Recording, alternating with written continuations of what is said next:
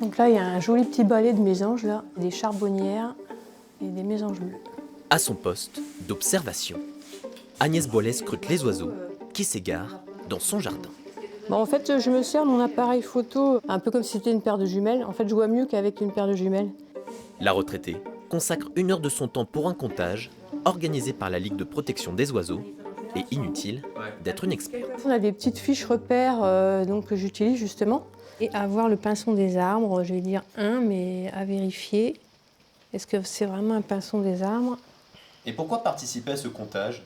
En fait, déjà, c'est un plaisir déjà d'observer les oiseaux. Et puis en fait, ça fait aussi une activité utile. On pourra avoir une vue un petit peu des espèces. Prochaine étape, renseigner ses observations sur le site internet dédié.